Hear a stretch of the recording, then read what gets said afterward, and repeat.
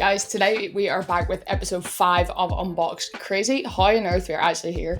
Big shout out to all you that have followed and subscribed so far. Probably wouldn't be this far in if it wasn't for you, so big thanks. And for all your friends who haven't followed, make sure you follow. Good news, today I have another cracker of an episode. Absolute cracker. One of Ireland's essentially most successful athletes. So I think simple as that. Double Olympian, millions of medals, European Games champion, European silver medalist, taekwondo athlete, Jack Woolley.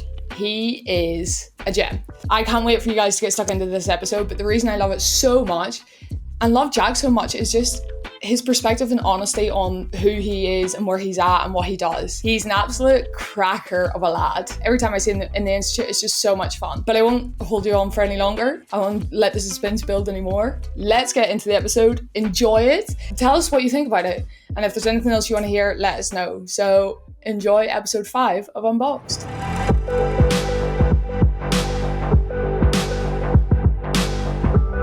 Today, I am absolutely buzzed to be joined by an absolute legend and cracker of a lad from Tallaght in Dublin.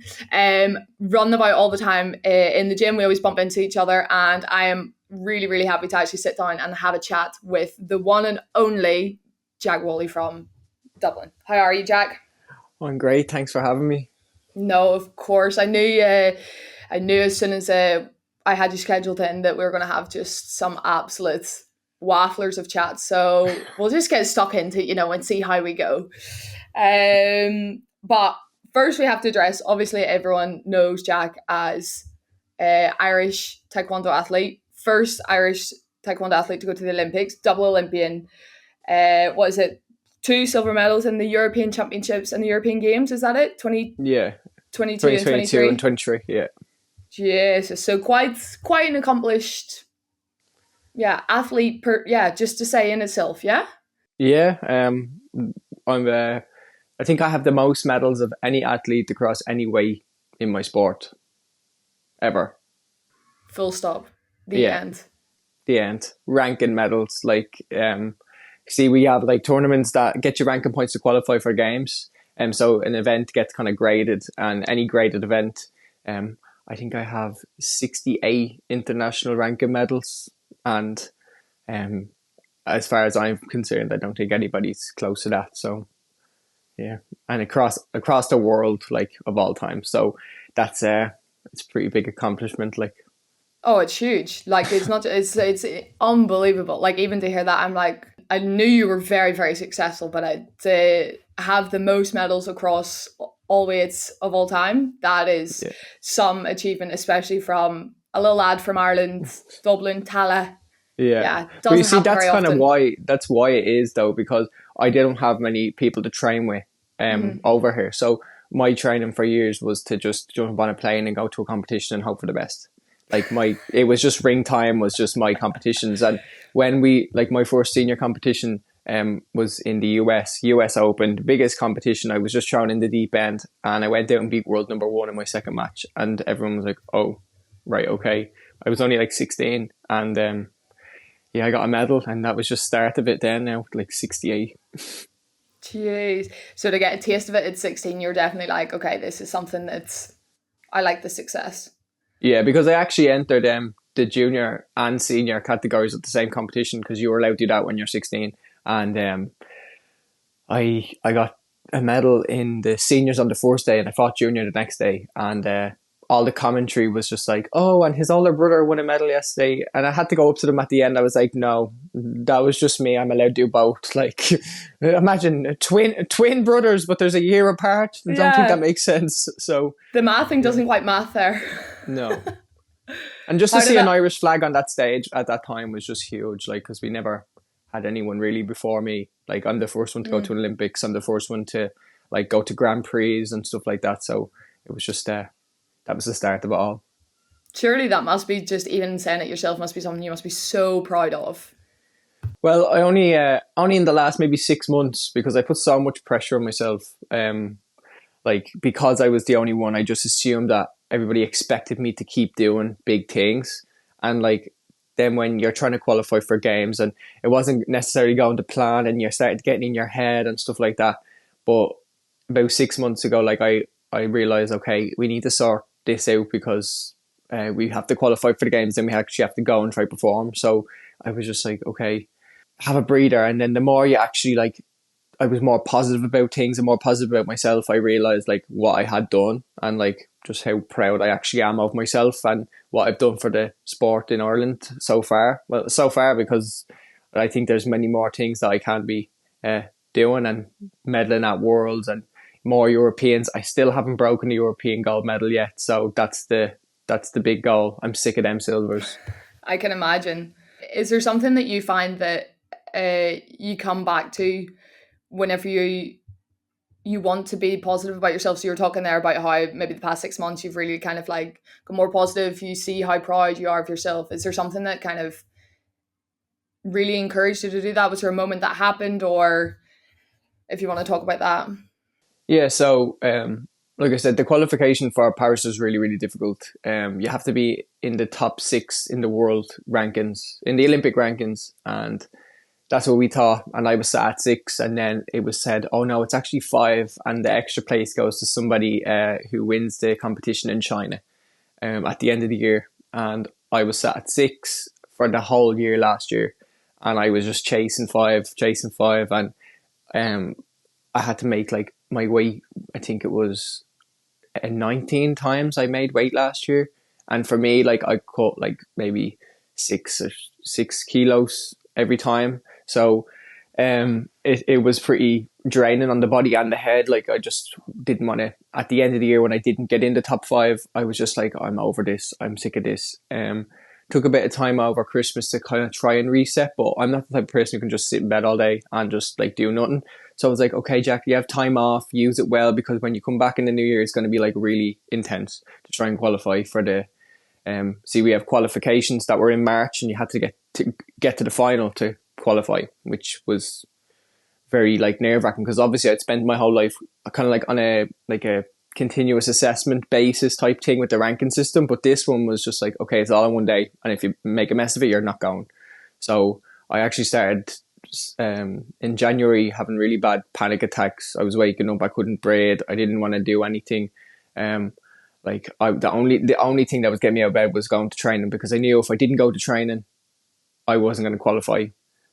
But what was causing it was having to go to training. So I would have to wake up like extra early just in case, because like I couldn't breathe, I couldn't move maybe for about 15-20 minutes. Like it was just really draining on the body. Like even waking up and trying to go to the airport for competitions or training camps, just that routine of getting up and going to the airport, and it just wasn't good, because my whole life has been the last 10 years get up, travel, train, get up, travel, like it's so intense. So that's kind of why I started working with like the team out in Sport Ireland and stuff to try and sort out my head, basically, because I just put so much stress and pressure on myself, because I'm such a perfectionist that it just didn't, it got a lot and kind of got on top of me. But that's why I started working with them, and then I qualified in March, which did take a lot of stress off me. Like I went from having maybe 4 weeks to, I think I've only had one like panic attack type of thing, like episode since the games itself. And that was just kind of like, I don't know. Like I said, I don't know what to do with myself. I've only kicked once in the last 4 weeks. I've been going to the gym just to keep going, because I think as a weight making athlete, if we didn't do anything, we'd go insane. So I just kept pottering away a little bit. My fella's a PT, so that's handy enough. Like I can get a little bit of motivation there. But no, I'm lucky to have kind of gotten over the hardest part of the mental stuff. But there's always that fear that I could possibly come back. But with the work I've done, I know that I can get over it. So it's a little bit more at ease. Amazing. Like I think even just how you talk and are quite open about it, and yeah, just the stress and the pressure that one, you as an athlete or we as athletes always put on ourselves. Like we always want to be a perfectionist, as you say. Like I'm kind of the same. I want to make the perfect save, but then it's just like, okay, just keep the damn ball out of the net, then job done. Yeah, exactly. But I can imagine, especially when you're in such like an individual sport with such high stakes on the line, yeah, you are going to put that more pressure on yourself, and especially in such a weight, like when you have to make weight. So I think for many people who don't know or understand, Taekwondo has different weight categories where each athlete has to weigh in to those weight categories. Isn't that correct? Yeah, so we have 8 male divisions in general. So, but only every second one is actually in the Olympics, which is really annoying. So, I could probably be sat around 63, 64 kilos, but I have to fight 58. Whereas now, after the games, I'm going to be fighting 63 because we have all the 8. But when it comes to Olympics, they only do every second one. So I'll have to go back down to 58 because I'm too small for a 68. It's a 10 kilo jump. So we then weigh in the day before our competition, which isn't too bad. It's not like boxing or anything, and we all fight on the same day. So it's just one weigh in and then one fight day, which is okay. But because I compete so often, it's not ideal. And then we have a 5% allowance the next day, which 25% of all athletes get called to go weigh in again. But we're allowed to put 5% of our body weight back on, which for me is 60.9. And if I'm walking around 63, 64, I'm still not 100%. So it's to try and make the sport a little bit more healthy, because you did have lads cutting from like 66, 67 down to 58 because they were just so big, and it was hard to beat them. I know they wouldn't have had energy, but like I said, we've got 24 hours to fuel ourselves back up. So now it's that. I think that's the hardest part of the sport for me, is just the constant weight making and the amount of competitions we have to do. Like it's not great on the body. Yeah, I can imagine, especially as athletes. I think we all like to eat and need to fuel ourselves. But what happens if you don't make weight? So the next day, if you get called back and you're over that percent that is allowed, you get disqualified straight away. Just gone, bye-bye, the end. Yeah. And you've only got one chance. So you're on the first weigh-in, you get 2 attempts. So if you fail the first one, you have an hour to go run it off, and like that's fine. An hour. And you get an hour to go get rid of it. Oh my gosh. And the next morning, you're told you have to be there at 8. You have to be in the line. They check everybody off. If you're not in that line, you're disqualified. If you miss the weight by like 100 grams or 50 grams, you're out. Ruthless. You've only got the one attempt, so it's not. I think it's grand, because as much as I wouldn't say I struggle with the random weigh-in, because I keep I know how to do it, but I've seen a few lads who like are still severely dehydrated, like just because they can only put on 2 and a bit kilos. Like it's crazy that there's so much influence on your weight in a sport. Like I knew, obviously whenever you're watching sport, if you're interested, you are aware of that aspect, but to know it's that ruthless, and if you're 50 grams overweight, bye-bye, end of competition, like ruthless behavior. So fair play for doing that, because I would absolutely not, or else it'd be in, those like the really heavy categories, but then it's like one kick and you're done, you're like, right, I'm out. Yeah. Like I feel bad for myself having to do it, but I also feel bad for like the people around me, because I turn into a bit of a diva. Like I like the food isn't the bad part, to be fair. Like I don't be too hungry or angry or anything. I just eat clean, and I'm still getting the nutrients I need. But when it comes to like the last couple of days where I'm like dehydrating myself and like sitting in saunas and not drinking water and stuff, and someone even brushes off me in the house, I'll just snap. Like, but the thing is, like, my parents have kind of gotten used to it now, like, because I've been doing it for so many years. Like, I've been doing it since I'm a teenager, that like my mom and dad just look at each other and just roll their eyes, and they're like, oh, here we go, here's the next 2 days of hell. And I'm just like, leave me alone. They're like, okay. Yeah, they're probably just like walking on eggshells, be like, Jack, do you need anything? No, okay, bye. Yeah. And like it's awful, because like I lose a lot of weight in my face, so like I look like extra skinny, and and you just get people coming up to you, oh Jesus, you look sick, are you all right? Jesus, you look terrible. And I'm like, okay, how about I comment on your weight? I don't think you'd like that very much. And like, at least my BMI is still in the green. When I am cutting weight, I've made sure I'm not malnourished. But do you want to talk about yours? No, I don't think we do. So maybe walk away, thanks. Oh, that's such an Irish thing to do, where it's like, other people will always address you and be like, are you sick? What's going on? Can we help? But it's like, no, if you actually just like understood who I am and what I do in my life, then you would kind of have some sort of consideration. But like, so typical Irish, walking down the street and then you see the wee granny coming trudging along, be like, oh, you're very thin now. Always the way. Just trying to get my boyfriend's family used to it at the start was just like, and they're like, oh, we're getting a Chinese, do you want some? And I'm like, oh no, like I'm like losing weight. Oh, but you don't need to lose any weight. I'm like, I do. It's based on what the scales tells me. I'm not saying that I want to lose weight for aesthetic reasons. Like, if Aunt and I want to put it on, like, I don't like being this skinny, but it's what the scales tells me. And they've kind of gotten used to it. But I think they still get a surprise when they like, oh, can you not just have some water or some fruit and water? And I'm like, no, because I weigh in tomorrow and that's very heavy. And they're like, but water has no calories. I'm like, no, you don't grasp the situation here. I need to literally eat nothing. Thanks. Oh, that must be the hardest thing, is like just having to constantly re-explain yourself. Do you ever find that you get really tired of that? I just don't bother anymore. I'll be honest with you. I've gotten to the stage now where it's like, I just say, oh yeah, thanks for your advice. Like, it's even like people starting commenting online and stuff. I'm just like, okay, I'm just gonna delete you and block you, or just leave me alone. Like, stop asking me silly things. Like, there's like, but then you get like the mad hate comments and you're like trying not to reply because like, I love a scrap and I'm like, I want to like argue with these people. Now the other day I came home and I'd noticed like my mom's like, how come I'm getting a load of notifications on my phone? Now she has my old phone. And I'm like, oh, I don't know. And she goes, I downloaded TikTok today. I went, oh my God. Because she's downloaded the app and logged in on my account, right? Oh yeah. But I just ignore the comments. Whereas I know on Instagram she goes through every single comment, likes them all, replies to them and everything. And I've had to tell her, please don't do that.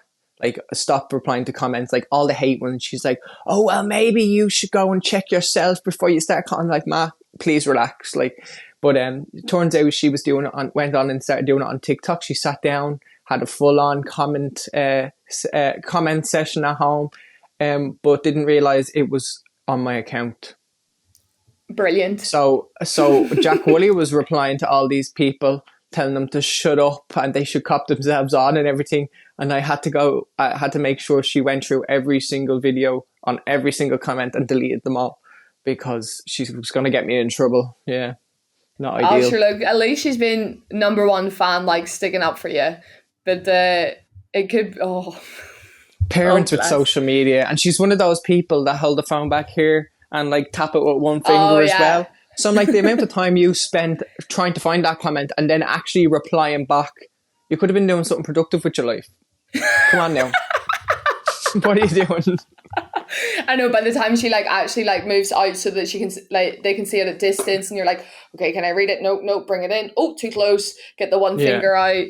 Oh, it's too funny. There should just be like a whole section, I feel, for social media for the elder generation.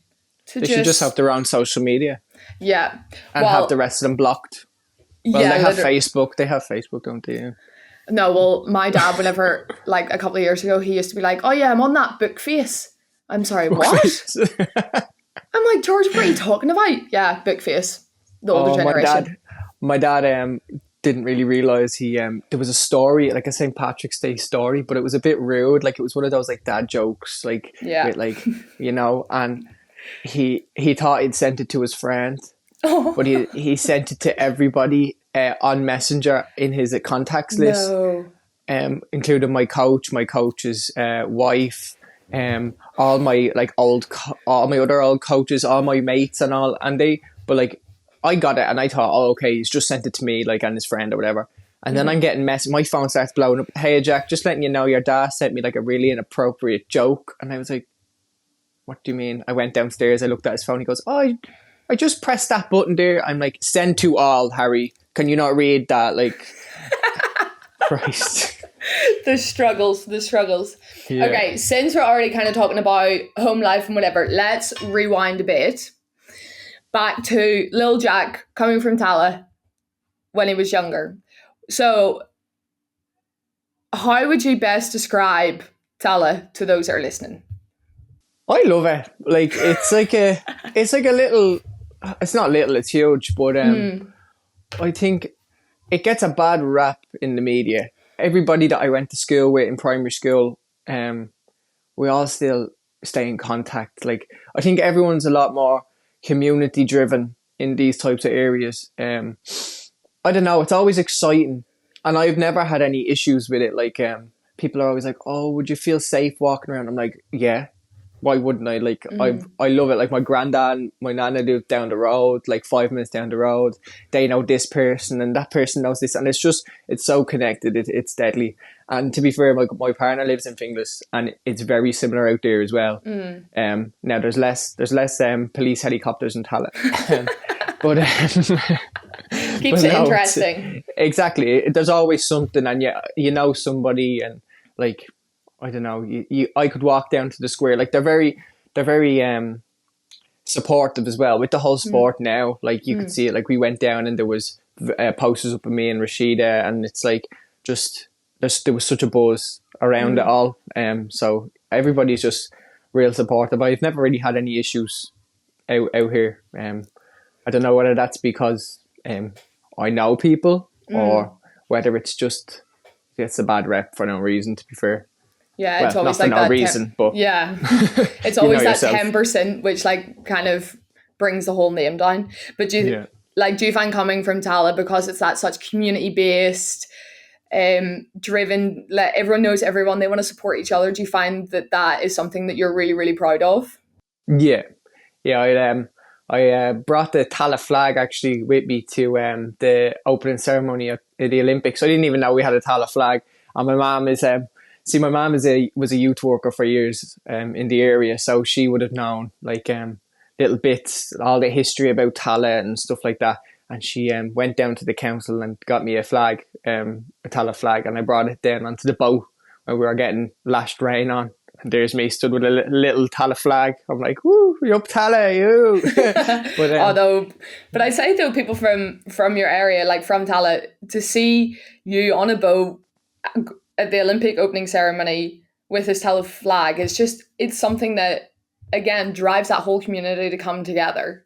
Yeah, definitely. And I think it was really good because I actually came home after the opening ceremony, because I didn't fight until later on in the games. I came home for a week and was like training over here, but I went down to see my granddad in the local pub, and like you had these people I'd never even met before coming up and shaking my hand saying, "Oh, we've seen you. Yeah, like you're doing us so proud no matter the result." Like, and I'm thinking like these are people I've never met before, people that you would look at across the room and like try avoid eye contact with, and they're coming up to you and like being just so nice, having good conversation. Like a bunch of lads who I went to primary school came over and was like, "All right, Jack, haven't seen you in years, but just wanted to say like you're doing us all proud and all."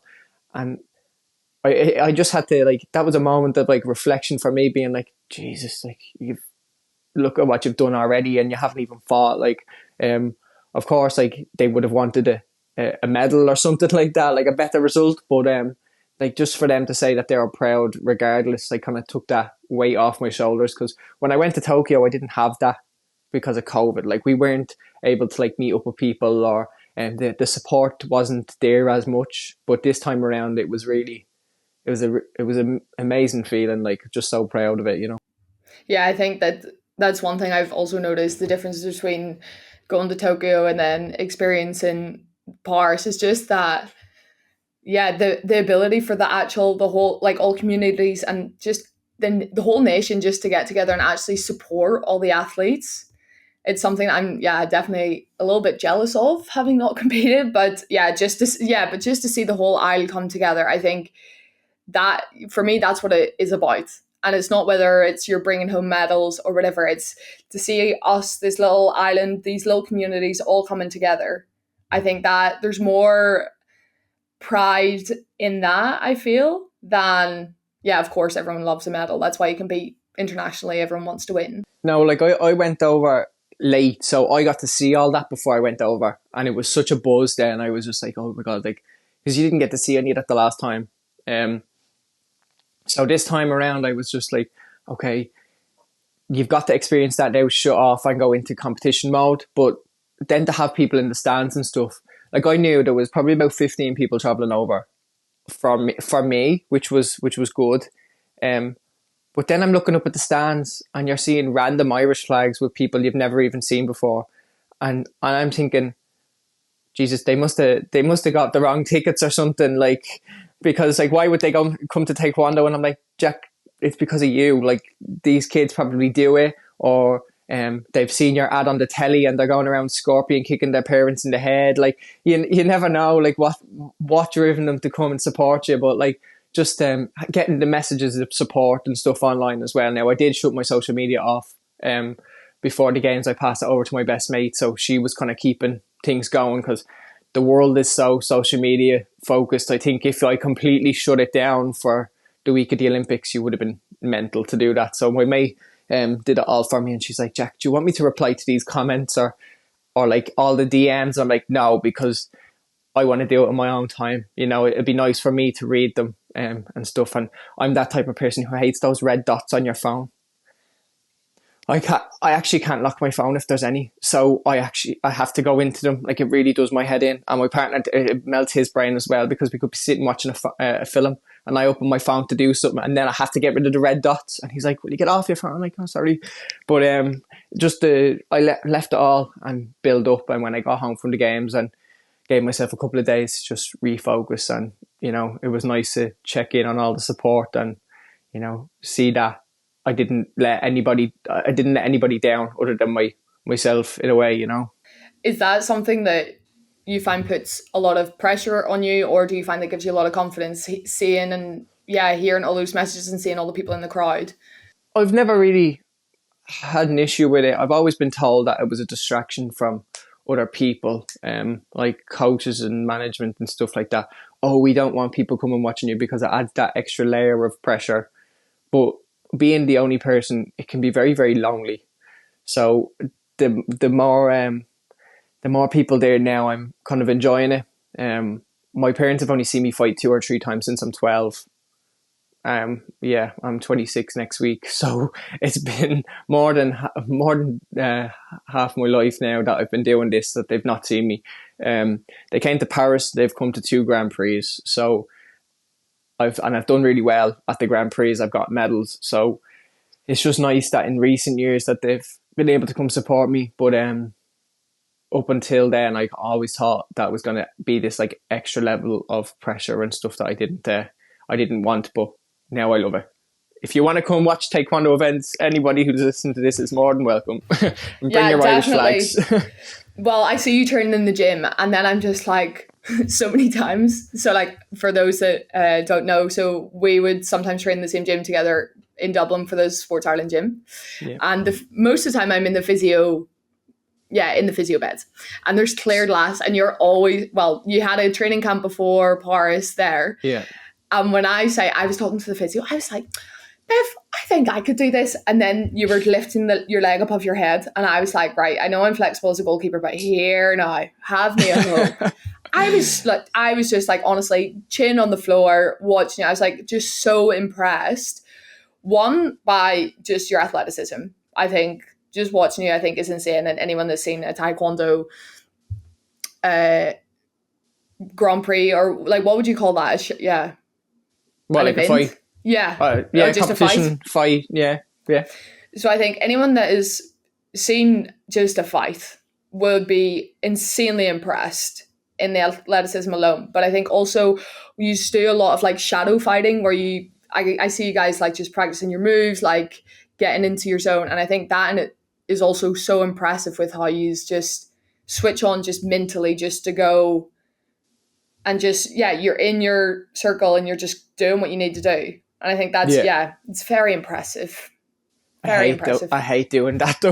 Like, why? That's the worst part. No, it's just because I like to hit things. Like, you know, there's no feedback off the air, but it is to kind of loosen the body up and get the mind back in things. But like in that camp, in the preparation for Paris, there was just so many training sessions that you needed to do that at nearly everyone. Just kind of be like, okay, now focus on the session that's ahead. Like, there's no point in just getting on with the session just to say that you've done it. Like you need to actually give 100%. And like the body's aching, like you were doing 2 or 3 sessions a day for literally, I think it was 2 weeks solid. I didn't have a day off. So it was intense, you know. Mm-hmm. Very intense. But I loved the atmosphere, like out there.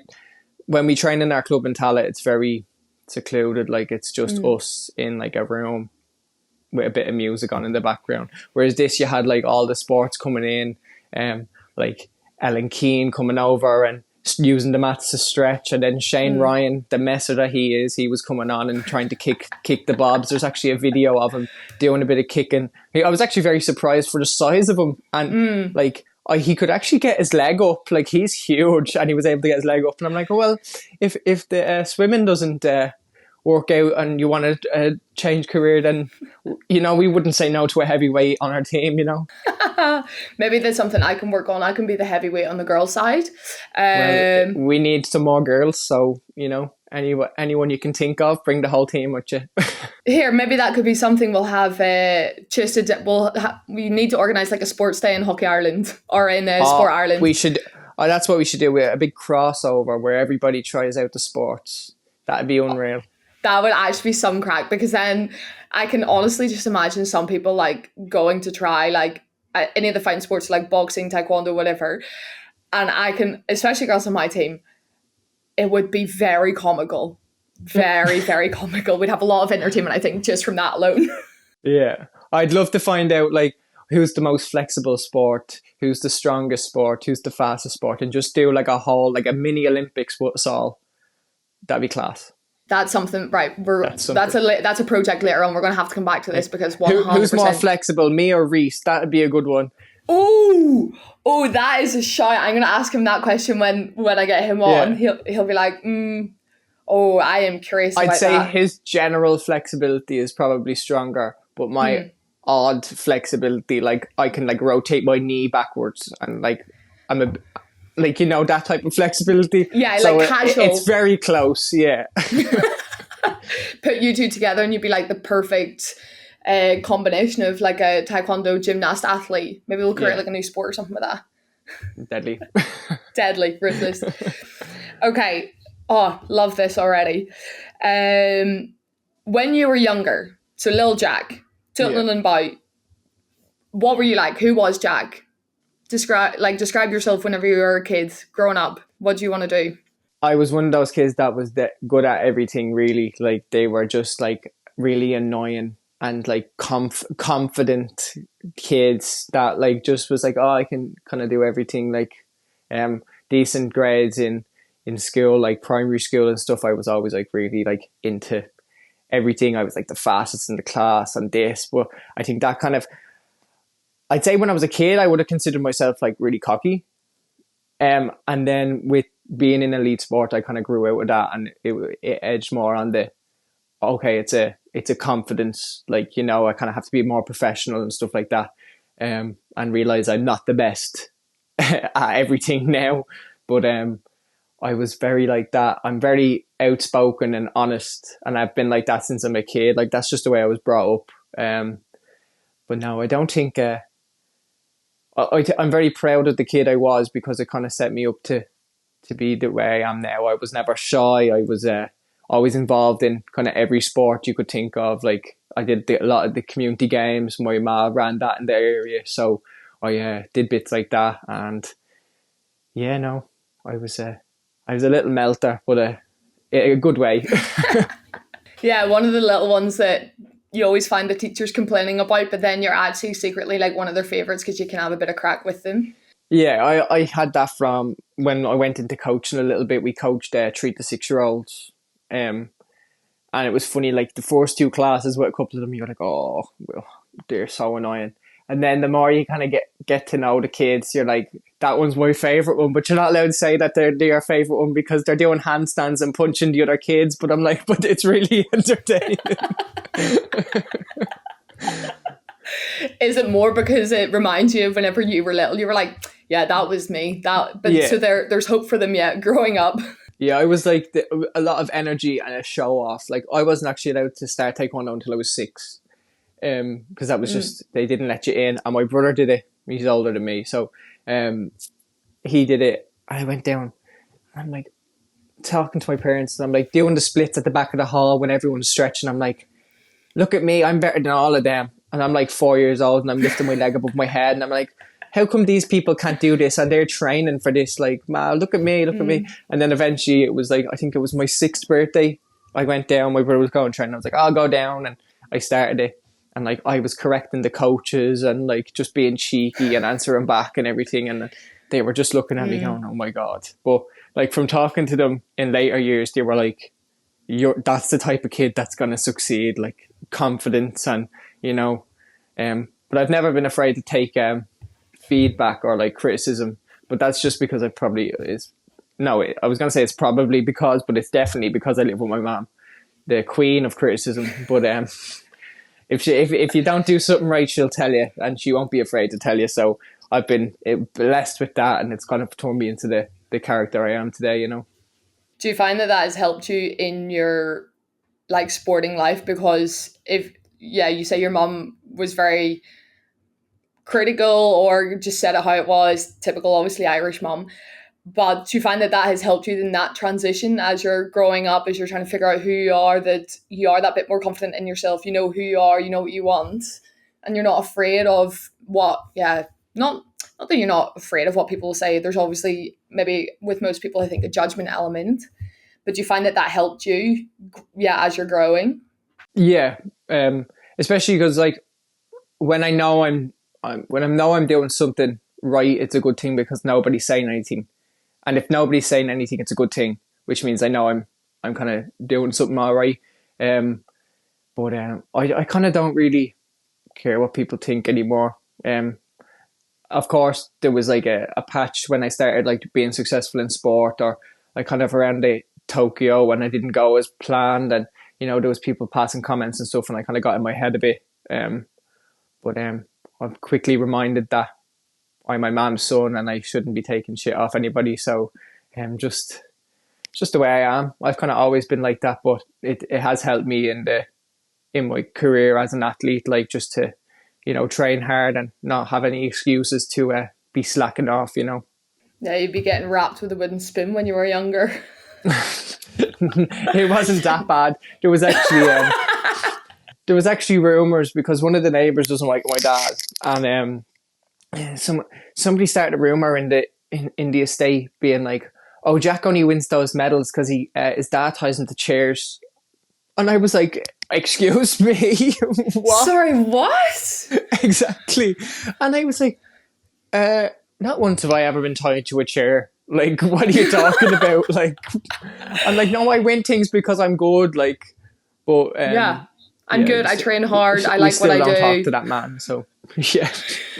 Jesus, I think that's up there with one of the worst rumors I've heard. I know, yeah. And like, I'm very open and honest. I'd tell you if my dad ever did that. Like, there was nothing of the sort. Like, because we were encouraged to do everything as a kid. Like, we entered like Texaco art competitions and like the community games. And then I was like doing the taekwondo as well. My brother played Ga because he realised that taekwondo wasn't his thing. The flexibility is not in their genes. I think it's just randomly on me because the rest of them are stiff as a board. So so like it was just like we kind of did everything as kids, like all the sport. And I think some people were just like, how can one family just be so successful in sport and just winning things? But it's people's jealousy, and you see it more nowadays with people online making comments, but you wouldn't even notice a comment like that online nowadays. Like, if you just breeze over it. But for somebody to turn around and say that in public, little 4-year-old Jack is getting tied to chairs. No. Bizarre. Some people have very strange agendas. If they're coming out to saying stuff like that, you're like, here now, hold your horses. Yeah. We're not quite that strange up here. No, Tallaught's not that bad. Maybe a few police helicopters and stuff, but there's no being tied to chairs now. No, not anymore. First of all, you were Ireland's first Olympic taekwondo athlete. Like, how in itself does it make you feel, like, hearing that back? Now it's great. At the time, I didn't pay any attention to it. just because I had like goals and I didn't want it getting in the way, and I had other people's opinions like kind of around me being like, oh no, it's a distraction, you don't want to be doing that. But now it's like really good to reflect on it, because it was obviously a dream of mine to make it to the Olympics, but to do it in a sport that nobody's ever done in the country. Many have tried and not got there, so it just shows the character I am and like the amount of hard work I put in. Like it was worth it. It's been 20 years. It'll be 20 years this month that I've been doing taekwondo, and it's not a bad CV so far. So I think it's quite an okay CV. I'd probably retire if I had your CV at this point. No, I won't be doing that. I'm not that injured yet. We'll wait until that starts happening when I get a little bit older and start breaking. But touch wood that I haven't had anything like that so far. So keep my hips as free as whatever can be, and as strong, and then you'll keep going. We'll still get that foot overhead for that scorpion kick, no problem at all. Keep doing that, and then we'll go. Yeah, it's funny because since I'm a kid, my dad doesn't let me do anything, like, because he's so afraid of injury. Like, he wouldn't let me even cut the grass because he'd be afraid like I'd put my foot underneath it, and I'm like, what? I can't lift logs for him. Like, he has to do all himself. Up until I've come back from Paris, and my dad's not well at the moment. Like, he's not able to like do all the stuff. He's after hurting his leg, so he's hopping around on crutches. And me and my partner are gonna have to do everything for him. But it's weird because this is the first time that he's actually let me do anything. And he's like, "Oh, Jack, you can't do that. That's that's heavy, Jack. Like, you can't lift that. Watch your back and all." And I'm looking at him going, it weighs about 10 kilos. Like, it's where I've never lifted anything in my life. And I just like pick it up. And he's like, "Oh, but you're so skinny and stuff. Like, I didn't think you like." I'm like, "Harry, I'm not 12, I'm almost 26. Like, I'm able to pick up like a brick. Like, so I'm just trying to get little bits done here and there.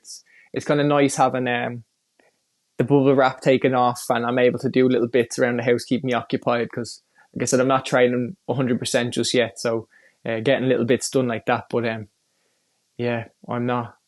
don't plan on getting injured with a lawnmower anytime soon. Oh, I could just imagine this, like, you're trying to take the lawnmower off and then your dad's like, no, Jack, go, you just sit over there and play. Every time, yeah, but then you get in trouble for sitting there and you're like, "What do you want me to do?"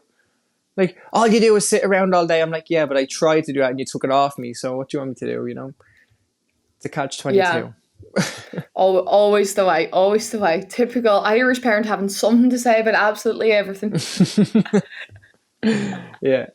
Okay, so we've spoken a lot about how successful you've being double Olympian and going to Tokyo, but you've mentioned before about how in Tokyo you felt, you let yourself down, you let the country down. Are you able to maybe expand on that a little bit? So some people who might have not heard your story about what happened at Tokyo and why you felt that can understand a little bit more.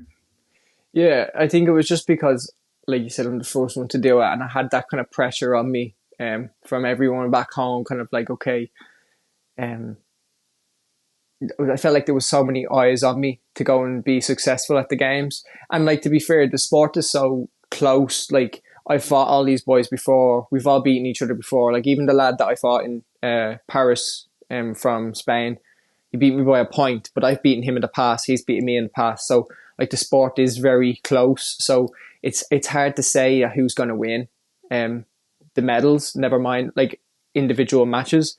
So I felt like there was just a lot of pressure on me, and I put a lot of it on myself because I was like considered the first one. But I went out and I didn't perform, and I like to compare Tokyo to like the Hunger Games.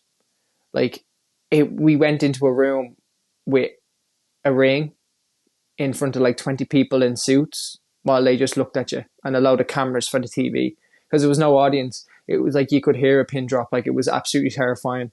Like the scene in the Hunger Games where she fires the arrow at the apple or at the pig, and like they're all kind of looking at her, and that's exactly what it felt like. It was very intense, and then to not get the result I wanted, was just, it was heartbreaking because it was almost a month that we were in Japan, because obviously it was like the long haul flight and stuff like that. You need to get used to the time zones and the weather and stuff. So, and then to be told that you're not allowed mixed sports and you're not allowed mixed countries.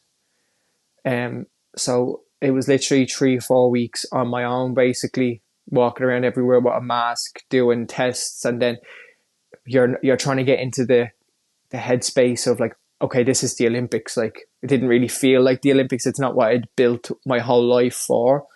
I wasn't allowed to have any training partners with me, so I used my coach. And after the first day or two, he actually had to stop any sparring or anything with me because I cracked his ribs. And so I literally, like you said earlier on, the shadow sparring type of thing was my training, because it was pads and shadow sparring. There was no actual person stood in front of me for a lot of it. So it was very difficult to get into that mind zone and like that headspace. And then when it had finished and I didn't get the result I wanted, it was just like this massive come down, and it was just very emotional. And then they sent you back 2 days later, but you had to sit around, still not able to meet anybody else or talk to anybody else. And you were sat in your room for 2 days waiting for a flight home, a long haul flight as well. So there was a lot of time to think. And the more I got down on myself, it kind of spiraled and it got worse and worse and worse. And you know what? I just couldn't wait to get home. But that was just Tokyo just wasn't the best experience for me. So I'm super proud that I was able to qualify again and kind of redeem myself more in Paris and actually get that Olympic experience that I've always dreamt of having. Was there moments where you questioned, like, why am I doing this? Why am I keeping going? What's the point in this, when you're in that spiral? And then if so, what did you do to help? Did you find things that help you get through it? Was it talking to someone? Did you have different techniques? How did you manage those situations? So I'd say there was two times where they were really bad. Once just after Tokyo and once before Paris. So about 6 months ago, I had, like I said, the whole panic attacks and just wanting to not do the sport, waking up and not wanting to go training, but you had to go training. It was the only thing that was like making me do things. But the difference between them was I have a better support system this time around. I'm not afraid to talk. I like speak out and with my psychologists and just chat with people.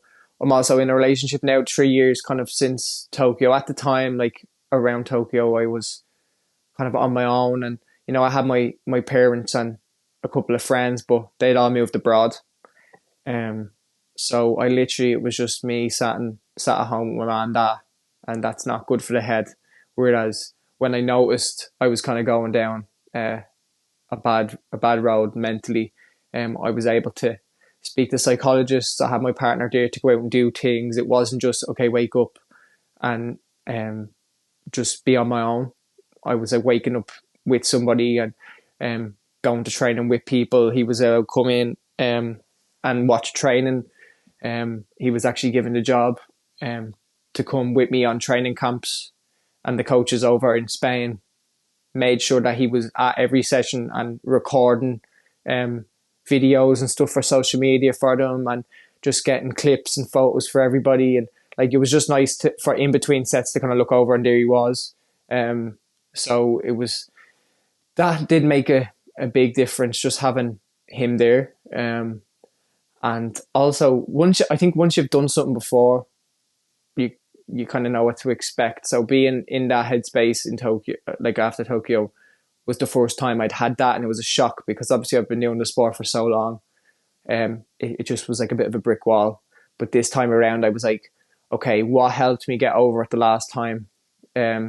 What did I think went well? What did I think didn't go well? And just try to correct that, because I'm not saying it was a good thing, but when I got, I was 2 weeks home from Tokyo and I got punched in the face in town. That was like a reset for me. And then 6 weeks later, I was back in competition because we had to try and qualify for Paris. So it was like our ranking system started for Paris in 2020. January 2020 was when we started for ranking points. So I didn't have time to sit around and whinge.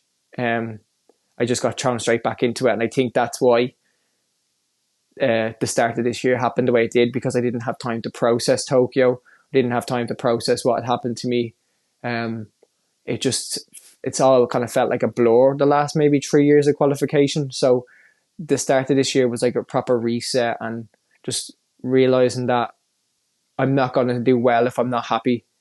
I was only doing it because I felt like it was my job and I was good at it, and I kind of had people's expectations and stuff on me. So this time around, I was just like, do it for yourself and qualify for you, and use the people that you can use to get through that. So that's what I did, and we made Paris. So yeah, I think just to even listen to you, it sounds that a big thing that's really important for you is that connection with people. So as you say, of course, your psychologist, your coaches, your family, but I think your partner Dave has been a huge element in that, to have that just almost neutral support that's just solely for you there, with no other agenda. He wants just you to be the best version of yourself and just enjoy it for you.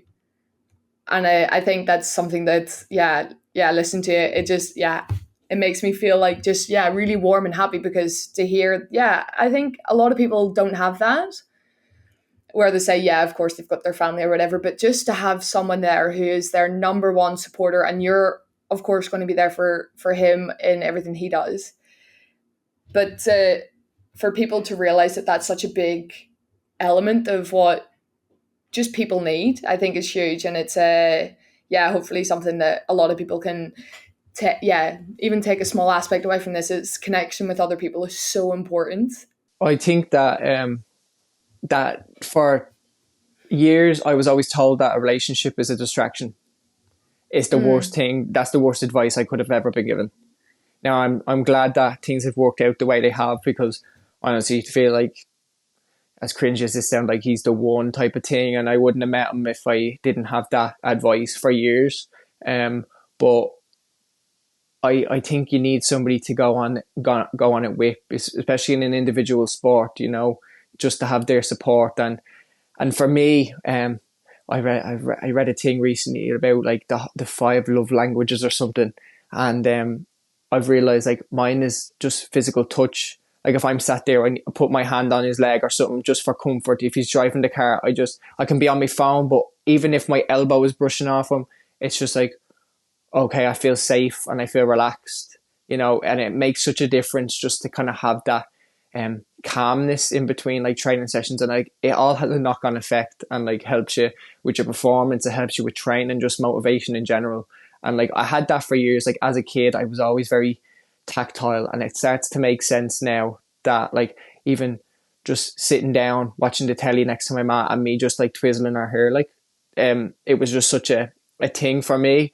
My parents always slagged me off because to get me asleep as a baby, I used to they used to cut the silk labels off clothes, and I used to rub it together, and that would put me to sleep. So that was my calming thing.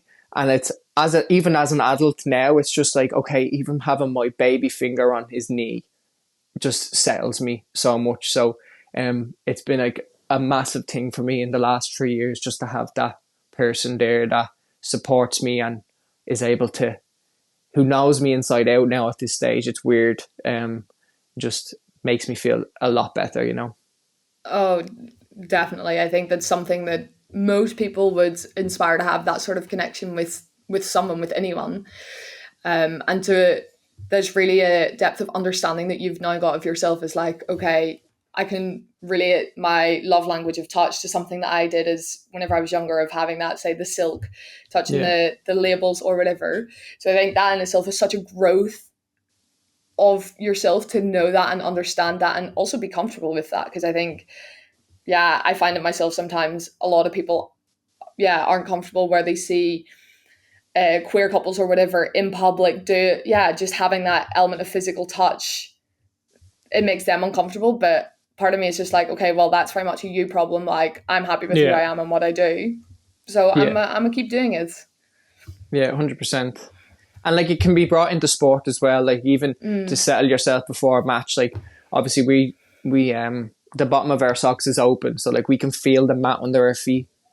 And for me, that's just such a trigger. Like, okay, you're in like game mode now. Like, you walk out and you feel the mats under your feet, and it's like a switch, you know. So it's nice to have that understanding of that's what I like, that's what settles me, and that's what kind of gets me, you know, focused and ready. So let's, if we can, talk a little bit about, I don't say about your whole coming out story, because I think for everyone it's different. I know for me it was probably very different than you, but before you would have discussed your sexuality, you would have said you're bisexual.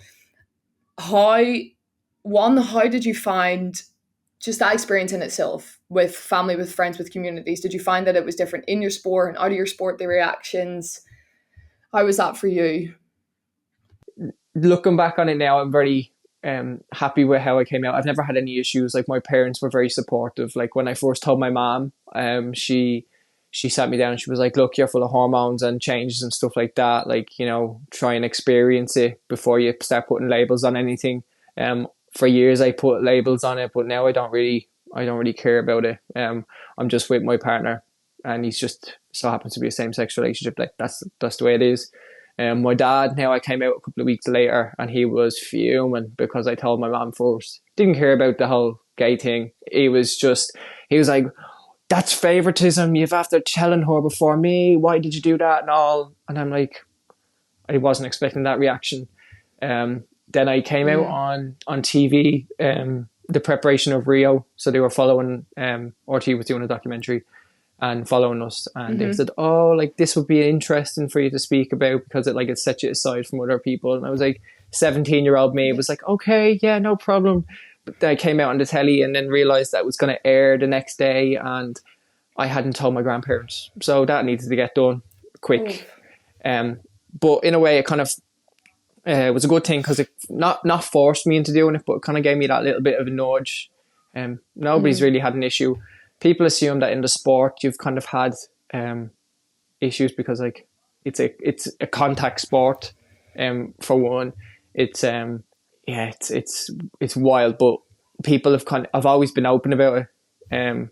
I've never had any issues. Once in 2022, which was weird, because like I'd been out since 2014, 2013, 2014, and literally 9 years later is the first time I have any sort of like homophobia in the sport, which wasn't ideal. Like, going in to fight somebody and hearing slurs being shouted in from the crowd just to kind of distract me. But I'm the type of person that laughed that off. Like, I just was like, all right, okay. I went out and won the match and just looked at them and smiled and walked off. And they're cringing. And ever since, I know exactly who it was. And I see them, because we compete so much, like, we see them all the time. And now they come over and shake my hand, hey bro, and all this. And I'm like, oh, no. Nah, that doesn't work. I don't entertain it anymore. But, you know, I didn't take it personally. I just think that they're uneducated people passing comments, and they don't really understand it. They were doing what they thought was just probably a joke to get into my head, and like, rather than something personal. So that's the way I'm thinking of it, just to try and stay positive. Now I could go the opposite way and just be like, oh, it was a hate crime and this and that. But as you say, the more we talk about the positive experiences, and the more people can just get comfortable with being themselves, it doesn't necessarily maybe matter. Of course, you're always going to value the opinions of those close to you. But if you're comfortable in yourselves, or in yourself, it just is so much more rewarding and so much more fulfilling, I feel, in life.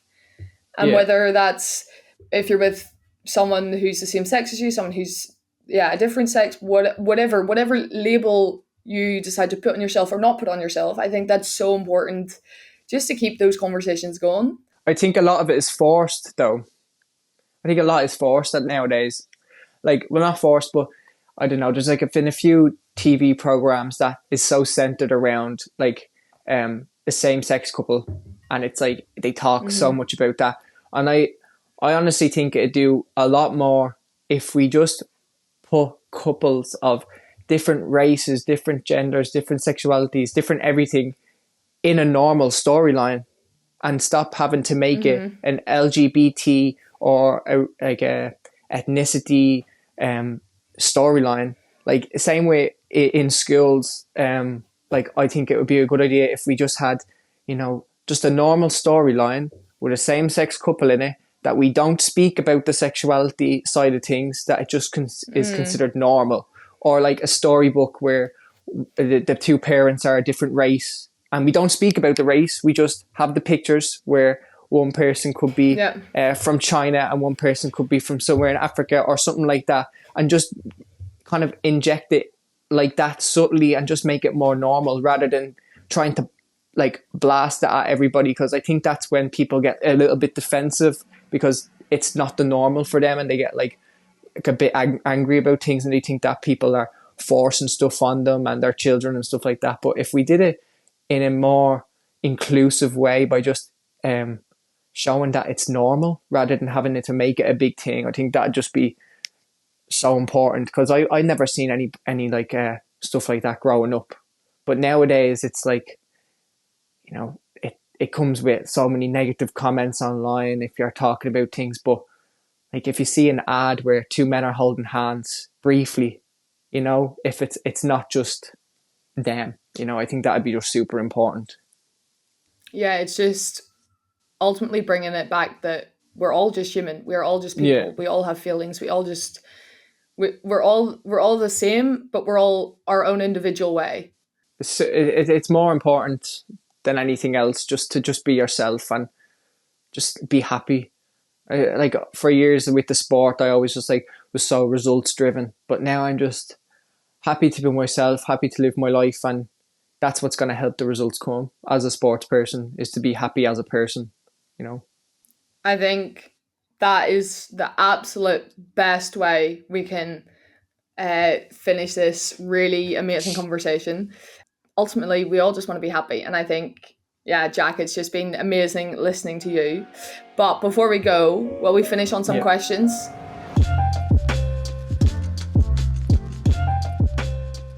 Right, you ready? So, time for the Unboxed 11. Question 1, what is your favourite time of day? Nap time. Oh, that's a new one. That is an absolute new one. Okay, number 2, what is the best compliment you've ever received? I like compliments about my eyebrows because I don't get them done. That's a good one. Especially because when, a lot of growing up, all the girls in school were always jealous. They're like, how do you get your eyebrows done? I'm like, no, you just have to draw yours on to look like mine. Sorry. Oh, I have to do a lot of work. I have to tint, wax, shape and everything. And we're not even looking like yours, so. Yeah. Okay, number 3, what is the biggest learning experience you've ever had? I think getting punched in the face in town was the biggest life-changing thing for me, because it just made me not take things as serious, because you never know what's going to happen to you. I'm a bit more like, okay, let's just live and enjoy life now that you never know what's around the corner. So I'm a little bit more carefree since then. I think even that in itself just shows how much of an amazing person you are, to take such a negative and spin that into being such just a free-hearted, open, just amazing, Jack. Thanks. That's my spiel. Okay, number four. What makes you smile the most? Oh, this is real cringe, but I'm probably gonna say Dave.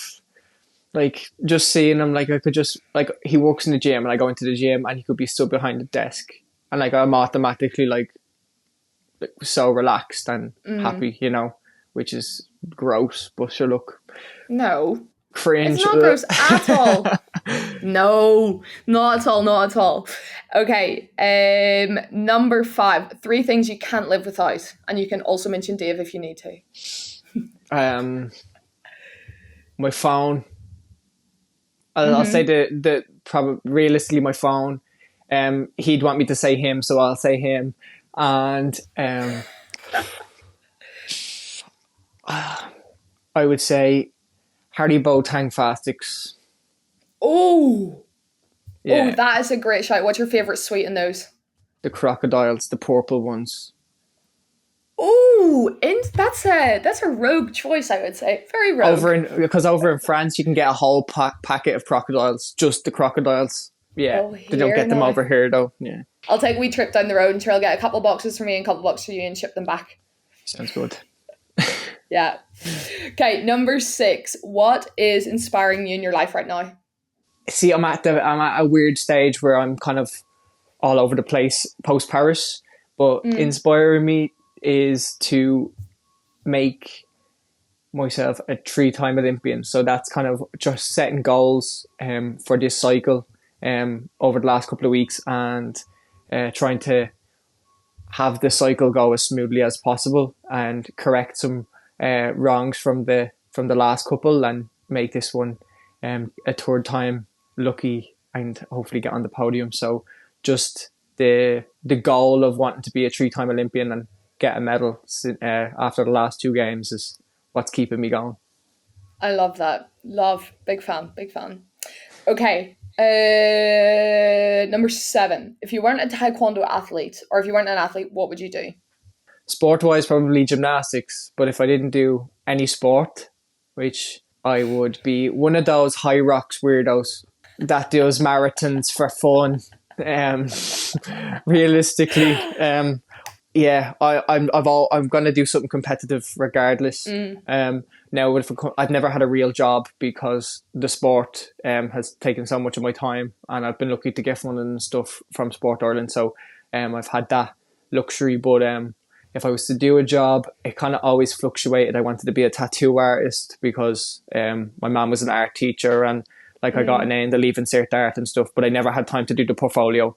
But then I wanted to be a primary school teacher until I started coaching kids and realised I couldn't do this for that amount of hours. But yeah, I'd say something in fitness anyways I'd still be involved in, definitely. So we can say it has to be competitive anyway. Yeah, high rocks weirdo. Those people who sleep, eat and breathe the gym, you know. It's okay. We're everywhere. Don't worry. Yeah. Number 8. What is the biggest misconception about you?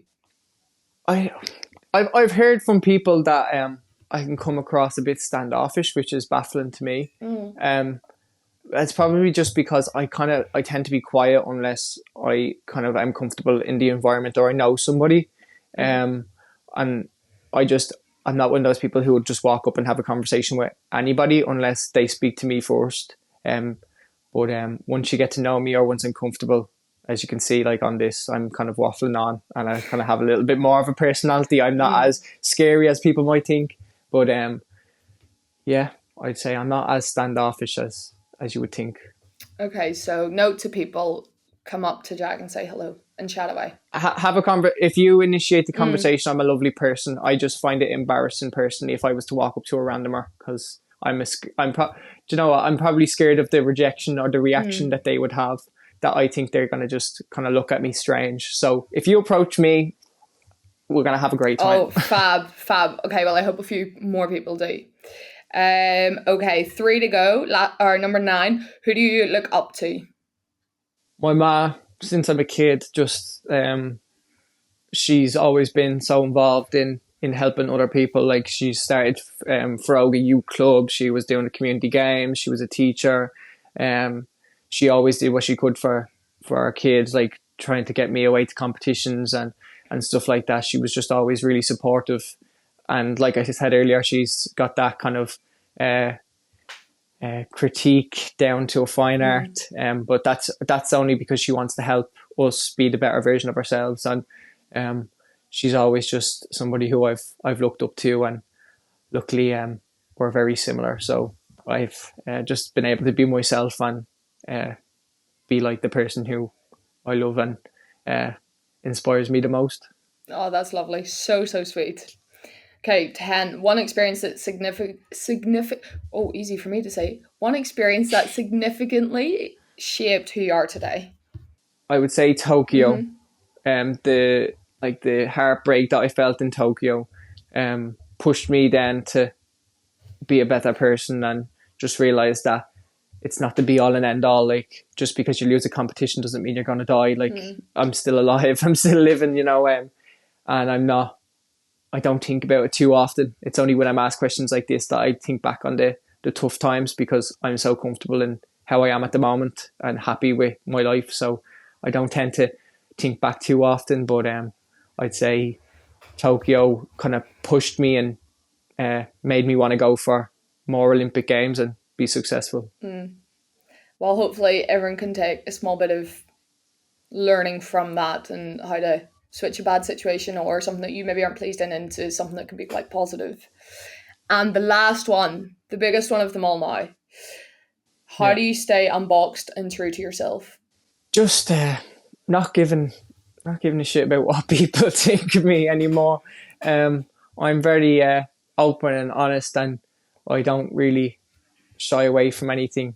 Well, very confident person, and I think just not caring what people think is the best way to just be yourself. I've never felt like I can't be myself, and if anybody has an issue with me, that's a them problem, not me. So preach. We will finish on that. Jack, it has been an absolute pleasure sitting chatting to you for this past while. As said, I think you're a brilliant, really inspiring individual, and hopefully a few more people can listen and take some words of advice, some experiences, and really take on board what you've said today. So thank you so much for coming on. I really appreciate your time. Thank you for having me. It's been great. Nice little relaxed chat for once. It's not somebody holding a dictaphone in my face after a fight, so it's much better.